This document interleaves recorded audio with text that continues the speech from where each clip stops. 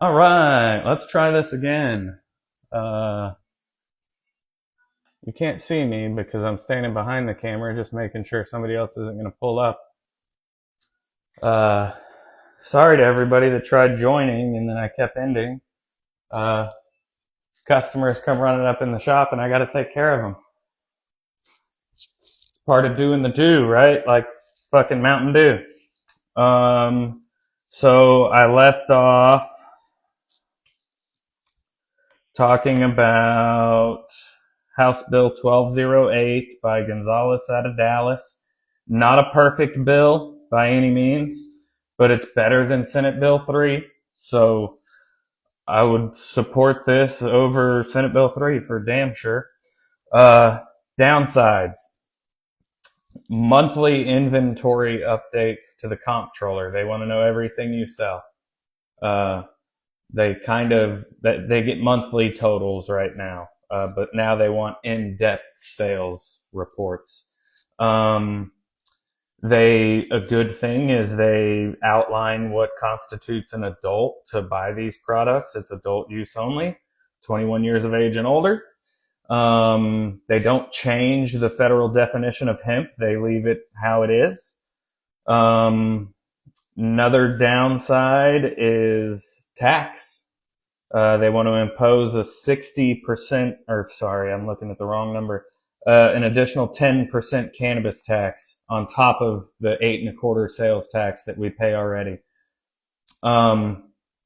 60% of the additional 10% of tax goes to the schools, goes into the school coffers. I'm not saying that's a bad thing, but it feels a little like extortion. 20% of the 10% goes to local enforcement of the hemp program. 10% of the 10% goes to a testing and quality control. And then another 10% of the 10% goes to statewide regulations. So effectively, we would have an 18.25% tax on our industry. There's other industries that have similar stuff. Sin tax on cigarettes. I believe alcohol's taxed a little higher, at least in on-premise locations, like where you go to a bar or a restaurant and you sit down and drink. There's a higher tax on that alcohol. So what that would do is essentially it'd be passed on to the consumer. Not good in my opinion. Small businesses can't afford to eat that additional 10% tax and pay it out of our own pockets. So as it sits now with just regular sales tax, a product that is $35 after sales tax comes to $37.89. With the sales tax and the cannabis tax, a $35 product will now be $41.39. At a low cost like that, it's not that big of a difference.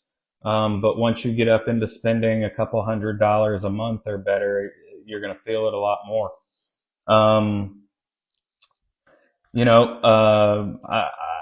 not 100% sure, but I think it was Lucas from Hometown Hero talked about the percentage of the sales tax that they've already collected from us being under 10% that actually went into regulations.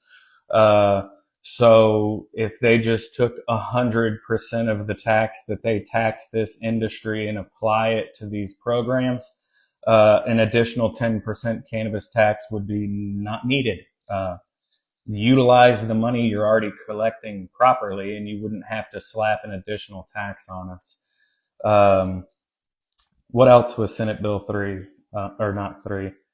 Oh, yeah, there is the update with Senate Bill 3 because Dan Patrick is saying that if Senate Bill 3 doesn't pass, he's going to push to call for a special session to try to outlaw hemp-derived THCs. The way he's talking about it to the media is hilarious because he doesn't have the authority to do that. So he can proposition the governor and the legislators all he wants to try to do that, but ultimately the decision is not up to him for a special session. Let's see, what else? I talked to Representative Cody Harris's office yesterday, and they mentioned that the House of Representatives is working on a bill to kind of combat Senate Bill 3. I don't think it's this House Bill 1208 from Gonzalez. I think this is something completely different than what they've been working on. So I'm excited to reach out to them next week for an update on a bill number and figure out who authored it and read through it. I kind of skimmed through this thing pretty quick. I didn't sit and focus a whole lot of my attention on it. It's a little long. It's 28 pages, and it's legal mumbo jumbo that's repetitive and redundant and annoying to read. But I'll sit and read through it a little better when I get more time. Something else I wanted to touch on was I had a follower of my page mention how alcohol gets away with, flying under the radar because they're respectful with their advertising. And I respect her opinion, but I disagree with her opinion because alcohol is a poison. And there's thousands of deaths a year from drunk driving and alcohol overdose. And there's an AA spot on multiple corners in every city in this state. I wanted to talk about the history of the word alcohol. I don't know if any of you have ever seen this article that I'm going to read from. It's a pretty lengthy article, so I'm not going to read the whole thing, but I'm going to kind of read the first couple little paragraphs. It was published May 16th of 2024, and the publisher is the Costa Rica News. But this says, let's begin by taking a look at the etymology of the word alcohol. Etymology means the root of the word. So we're talking about the origin of the word alcohol and where it's derived from. The word alcohol comes from the Arabic alcohol, which means body-eating spirit.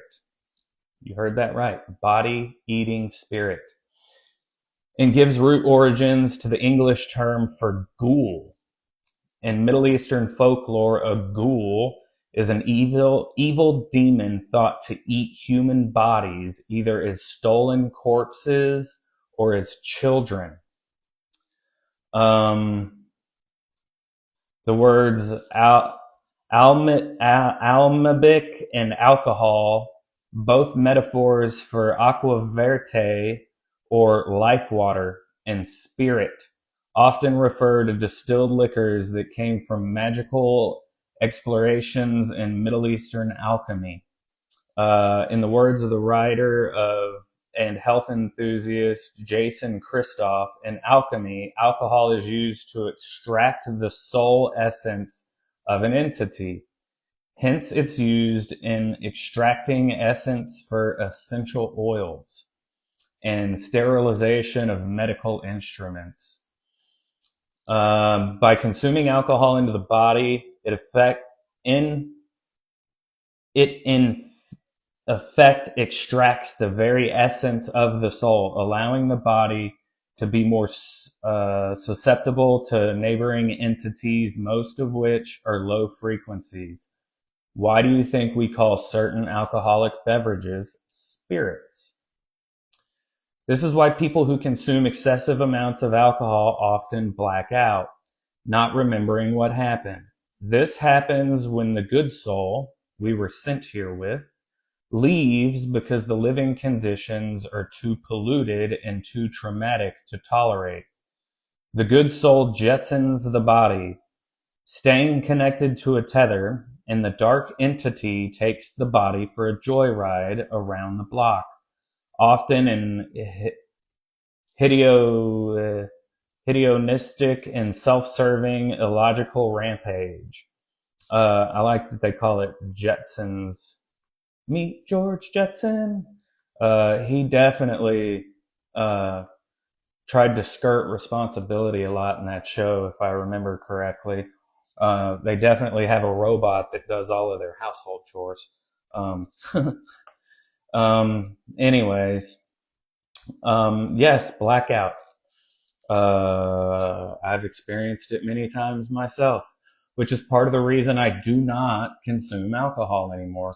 I haven't consumed alcohol in a good long while, to the point of being severely intoxicated. I think a couple months ago I had one beer when I was sitting at a restaurant waiting on some to-go food, and my phone died, and the temptation took over, and I drank a beer.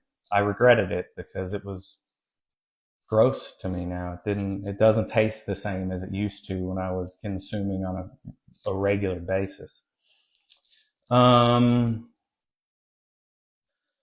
Self-serving illogical rampage, and rampage is definitely for sure. Our bodies are cars for spirits. If one leaves, another can take the car for a ride. Essentially, when someone goes dark after drinking alcohol or polluting themselves in many other ways, the body often becomes possessed by another entity. So this is alcohol. That's as far as I'm going to read into this, and there's a whole lot more in this article. But yeah, how do they say it up here? Let me go back. Alcohol, which means body-eating spirit. This stuff's poison, and it's legal. And during COVID, they expanded access to alcohol. They made it to where you could have it delivered to your door. So what's stopping minors from taking their parents' ID and their parents' credit card and ordering this shit and having it delivered to the house when their parents are out of town? Nothing. Nothing is stopping them from doing that. What stops the many parents around this country that purchase alcohol for their children? Because they say things like, well, it's safer for them to consume it in my presence than at a party somewhere else. I kind of agree with that. But at the same time, it is legal. It's legal if you want to sit down at Chili's and buy your kid a margarita. That's legal. Cannabis is something that heals people. We have a regulatory system in our body designed to intake the molecules from this plant, which makes cannabis an essential nutrient for human physiology. It's not a drug. It's a plant, and it grows in the ground, and you can eat it. If you eat it in its raw form, you can juice cannabis raw, pick it right off the plant and juice it, and it's got wildly high antioxidant benefits. As well as consuming the acid form of the molecules, you still get the medicinal benefits out of it without the psychoactive effects. THCA, if you eat it raw, you don't get medicated. You don't get the feeling of being high. It's non-psychoactive. So Senate Bill 3 aiming to outlaw THCA is silly because it's non-psychoactive. Same with THCV. THCV isn't psychoactive in the same manner that Delta-9 THC is, and it's wildly beneficial for diabetics. But really, I guess that's all I'm going to jump into today. I hope y'all like the studio. This space over here, the post I made about the neon that I can't decide on which one I want, if I want the Sasquatch or the alien or the one with the leaf in the yellow or the other one that looks like it's burning, it's going to hang on the wall over here.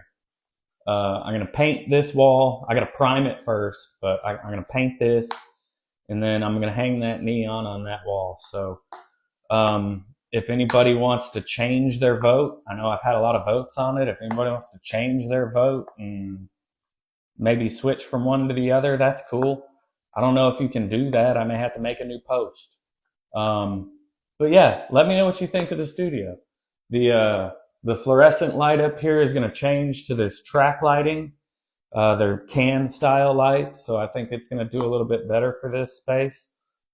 I got to get some nice chairs to set over here. I got my table fixed. I got to put it back together, that little antique table.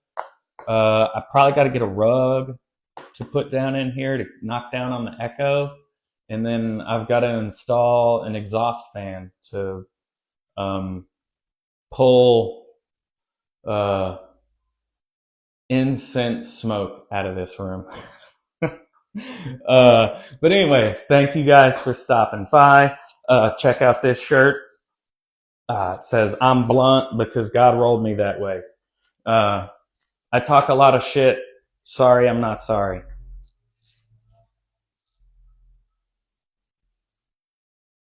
Oh, look at this. I got a bunch of... All right, let me pop this shit off here. I had a bunch of people in here waving at me. And my phone was over here, so I couldn't... Let's see what else we got going on. Anybody else watching live? Nope. All right. Well, y'all enjoy your evening.